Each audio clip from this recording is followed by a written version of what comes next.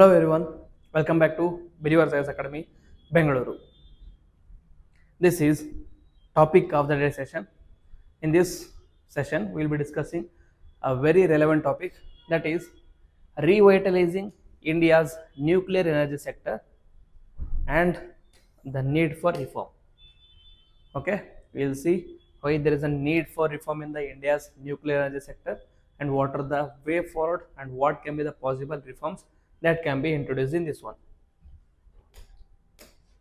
So the context is that Finance Minister announced amendments to the two key atomic laws, that is Atomic Energy Act of 1962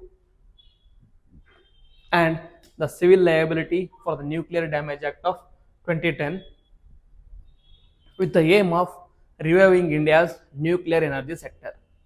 Two laws, very important laws: Atomic Energy Act of 1962 and Civil Liability for the Nuclear Damage Act of 2010. This long pending reform comes at a time when global interest in nuclear energy is resurging. Okay, then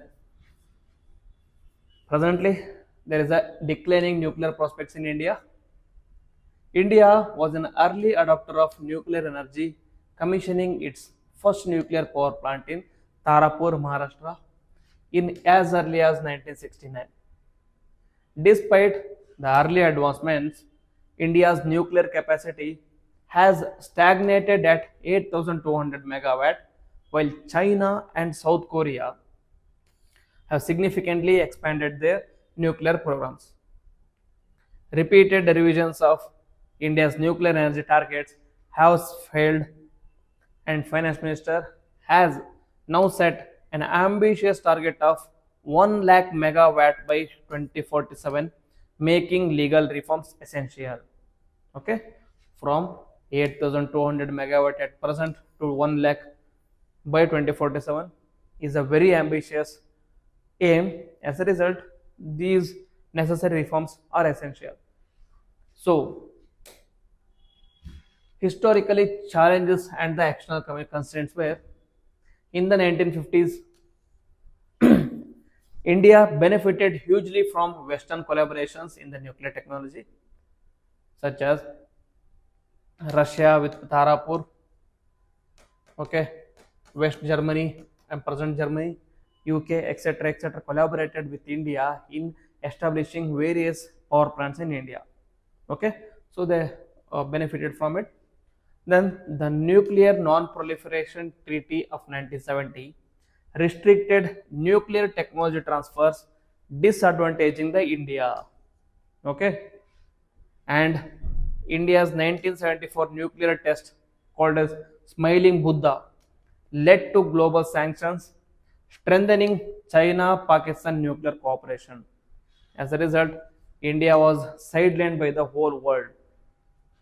The 1998 nuclear test Operation Shakti established India as a nuclear weapon state, paving the way for India-US Civil Nuclear Agreement of 2005 to 2008. Okay, so these have been the evolutions.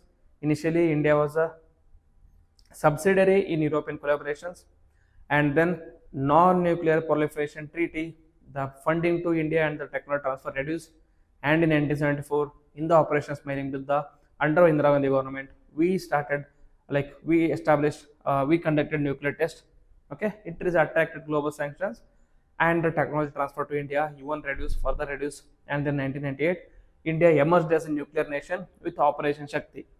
Okay, as a result, there is a disadvantage to India with respect to energy sector, but it is very important from India's strategic interest. Then, impact of the Civil Liability for Nuclear Damage Act of 2010. While the India-US nuclear deal facilitated civil nuclear cooperation, the CLNDA discouraged private and foreign investment in this act. Okay, global norms place liability for nuclear accidents on the plant operator, but India's CLNDA holds supplier accountable, deterring the investment. Okay, see this CLNDA Normally it should be that whoever is producing the plant, whoever is operating the plant, he should be held responsible if there is any accidents. Okay, but in CLNDA, instead of the plant, the suppliers were held responsible in case of nuclear accidents. As a result, the suppliers were hesitant in investing in India. Now the reform will be to change this one. Post 2014, the Modi government attempted to reform liability laws, but the investment remains limited. Now, other structural issues in India's nuclear policy is that the Atomic Energy Act of 1962 gives the government a monopoly over nuclear energy, restricting private sector participation in this aspect. Limited private involvement has led to insufficient capital investment, slow expansion of nuclear power capacity, lack of competitive nuclear industry ecosystem. Okay, all these have led to reduction in the investment of private, reduction in the capital investment in nuclear energy because of private is not allowed under Atomic Energy Act. The Department of Atomic Energy depends entirely on the government funding, further limiting the growth. Okay, so there have been other sectors where India performed extremely well. One of those such sector was the space sector. So the lessons that can be learned from the space sector reforms are that private companies like Tata, Godrej, L&T, Walchandagar and BHEL already supply critical nuclear components. These companies are now capable of building nuclear power plants while relying on the Department of Atomic Energy for advanced technology. The liberalization of space sector has encouraged private investment and innovation in various areas.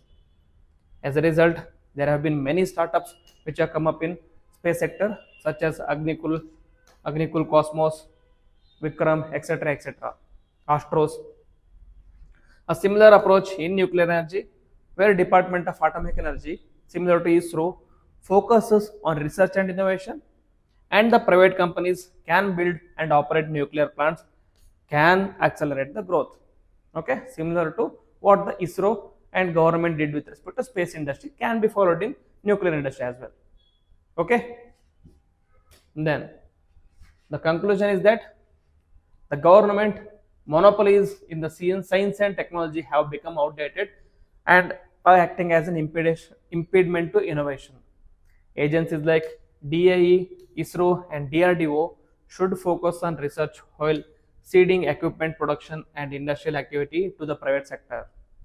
Okay, amending the Atomic Energy Act of 1962 and CLNDA 2010 is critical for unlocking India's nuclear potential. Very small topic but very important topic with so many important and interesting suggestions under this one. Civil Liability and Nuclear Damage Act, Atomic Energy Act of 1962 become very important for you. A very important provision is that government is the sole authority in producing nuclear weapons and energy under Atomic Energy Act of 1962 and CLNDA Act of 2010. It imposes penalties on the suppliers if there are any accidents rather than imposing on the operators. Okay, so those are the two reforms which are needed, and also rollback of the government or the Department of Atomic Energy in the nuclear energy and acting just as an enabler on the lines of ISRO can be a better way to increase the investment and reviving nuclear energy in India. So this is the gist of the video. Very important, a very minute but very important topic. So this ends our session. With this, I will end the video. Jai Hind.